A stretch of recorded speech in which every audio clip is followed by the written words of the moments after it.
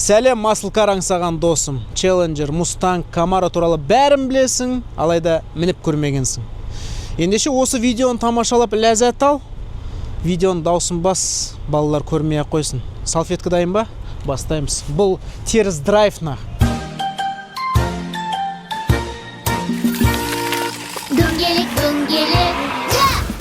Дөңгелек, бірге дөңгелекте айналып билейміз. Соғамыз қол бірге, айтамыз әнді де. Ла-ла-ла-ла қане билік өсті. Америкада ғана емес, әлемде ең көп сатылған Маслкардың 6-шы буыны назарыңызда. Атақты Challenger мен Camaro Mustang пен бәсекеге түсем деп шаты айырылып, астехандроз ұстап, зейнетке шығып кеткен жайы бар. Енді электрлі мысық версияларын нарыққа шығармақшы. True V8 Ford'та ғана қалды.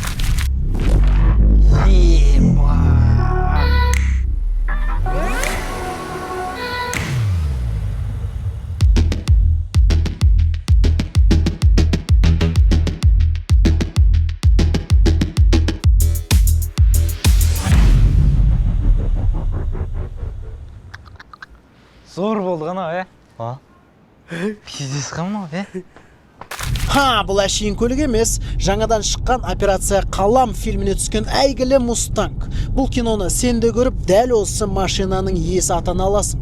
Сәл кейінірек толық түсіндірем, братан. Шолудағы көлік 2019 жылғы рестайлинг. Меніңше дизайнерлер поникарды бұрынғыдан да агрессивті қылмақшы болған. Ақыр аяғында бұртиған бампер машинаны көңілсіз сияқты көрсетеді. Ford Mustang, Toyota Alphard секілді жеке логотипі бар модель. Радиатор торындағы еркіндікке ұмтылған арғымақ алдыңда шауып барады. Әрине, Ferrari, Lamborghini, Bugatti сияқты жерге жақын емес. Сонда да клиренсі төмен. Барлық маслкарлар бордюрды түртіп кеткен жақсы көреді. Мынандай ақауды жиі көресің. Ой-бұйы, мұхиттың ар жағынан келген көліктің тарихын білу үшін керемет эксперт болудың қажет жоқ. Алдыңғы әйнектің түбіндегі вин-кодты Google'да тересің, хуякс, кімнен қалай таяқ жегенін көруге болады. Капот қана ауысқан, Маслкар үшін дым емес, состояние зор деген сөз. Есіктері чотке ашылып жабылып тұр, төбесі бүтін, саңлаулары түзу. Жағдай расымен де жаман емес. Мустангқа алабұжыр пленкасы, фейк накладкалары, тіпті қытайский дискалары жарасып тұр. Тюнингке байыппен барған колхоз қылмас деп ертеде айтып едім ғой. Ұнады, апруф.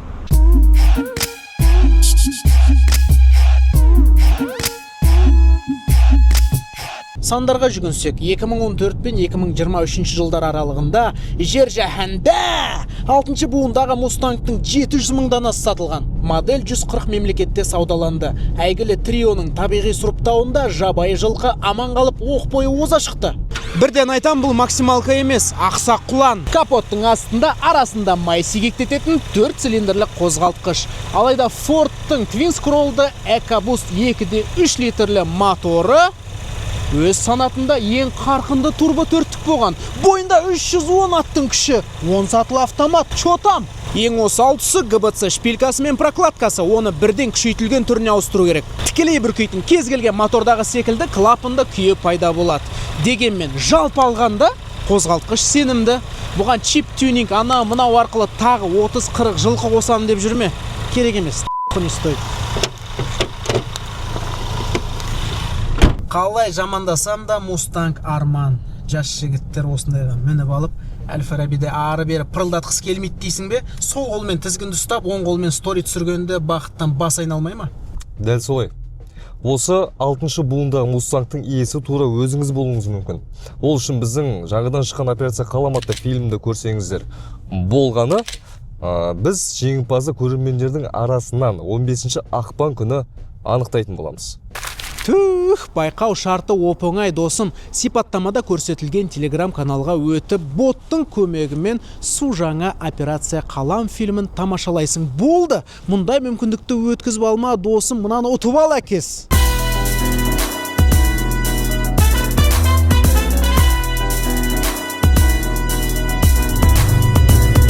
Кім айт жүрмейді деп? Күнделікті тіршілікке арналған азаматтық спорткар сияқты ғой. Аспасы жұмсақ, көтенін айтамда, доминиканалық стриптизерші қыз немесе колумбиялық волейболшының бөксесінде әдемі ғой. атақта 2-3-нің өзі кез келген камрит мамалат жібереді, динамикасы нормальный.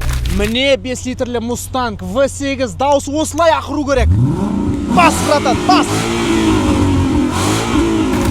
Әрине алдыңғы артқы оптикасы толықтай жарық диодты. Мустанг артқы стоп шырақтың стилистикасын өзгертпей келеді. Тіпті 7-ші буында тура осындай. Бірақ стоп шырақтардың стилистикасы бұрынғыдан да ерекшелене түсті. Түсінген шығарсыздар, я Muscle Car артқы жетек. Кіші көлемді мотордың үлкен плюсы көтің кез келген сәтте оңды солды лақтыра бермейді. Ол үшін жақсылап тұрып жұмыс істеу керек. Ал V8 бұл тұрғыда өте қауіпті.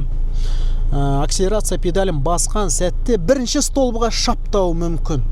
Мен 2 жыл Camaro-ның иесі болдым. 6-2 SS. Онымен үнемі санасу керек. Жалпы бұл көліктердің ортақ минусы тар салоны. Айналадағы көрініс өте нашар, бункерде отырған сияқтысың. Документ бойынша мұнда 4 орын, бірақ өмірде 2. Достарың Вьетнам соғысының ардагері болса, яғни аяқ жоқ болса, артта сияды әрине. Әдеттегідей америкалықтар салонның материалына қатты бас қатырмайды. Панельдің жоғарғы тұсы ғана жұмсақ, қалғанның бәрі ағаш пластик. Ортада карбонды еске түсіретін текстуралы пластик.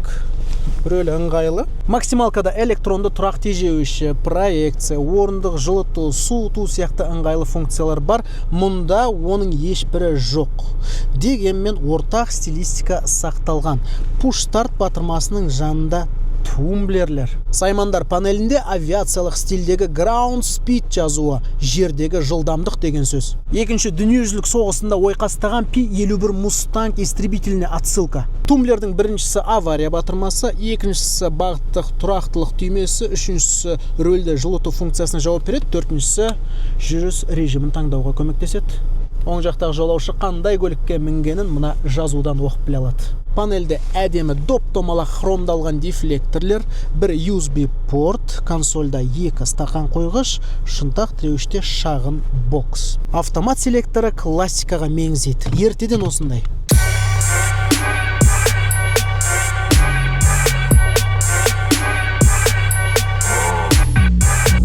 Muscle Car мінген чувактар, сендерге айтам, көкіректеріңе нампысы өзінше болып кетпеңдерші. Өйткені бұл ешқандай да эксклюзив емес. Бұл масс-маркет. Кез келген Camry 70 мінген адам Mustang, Camaro немесе Challenger сатып ала салады. Бірақ ақыл мен жүрек таласқа түскенде олар ақыл тыңдаған. Жаздық Conti Sport Contact 5 жақсы ғой әрине, бірақ балапан. Қыста қыстық дөңгелек салып ал, ато ауырып қаласың. Mustang, Challenger, Camaroның иелері қыстық дөңгелек сатып алуды жөн көрмейді, алайда Shaoyang сияқты сапалы және арзан вариант бар ғой. Shaolin Master де Shaoyang таңдайды. Мынандай дауыспен тарихи анықтама берсем. Алғашқы Ford Mustang 1964 жылы Ли Якоктың арқасында дүниеге келген. Талантты топ-менеджер шағын, стильді, қарқынды, бағасы қымбат емес көлік жасайық деп ұсыныс тастады. Осылайша Pony Car деп аталатын бүтіндей бір класс пайда болған. Ертеде ешкі жүніп өртеді базалық Mustang құны $2368 еді. Түрлі экономикалық аспектілерді ескергенде қазір 10 миллион теңге. Күлкілі естіледі әрине. 102 ат күшіне қуатталған бірінші версия 100-ге жылдамдықты 15,5 секундта алады. Зато артық ақшаға V8 сатып алатын мүмкіндік бар еді. Қосымша әшекей бұйымдары көп тұғын. Алғашқы Mustang конвейерден түспеген жылдары 100 шақты киноның хедлайнері болған. Колеса KZ-те бағасы шамамен 12 миллион теңгеден басталады. Қабат деген ая біздің елде мынау сияқты жақсы сақталған өңі түзу Mustang аз. Көбісі Америкада соғылып, Грузия бәрқылы Қазақстанға жеткен. Тайвандық Shelby бампер көрдің бе? Ол соғылған. Ал Camaro'да ZL бір обвес көрдің бе? Явно алды жоқ болған. Сонымен қорытынды мынандай, 2,3 литрлі ақсақ құлан күнделікті өмірге кішкене драйв қосуға керемет вариант. Моторы сенімді, машинаның энергиясы қуатты, бағасы қолжетімді. Бір сөзбен артық тиім болса, мініп көру ләзім. Арнаға тіркеліп, лайк басып, пікір жазып кетіңіздер. Бұл теріс драйв.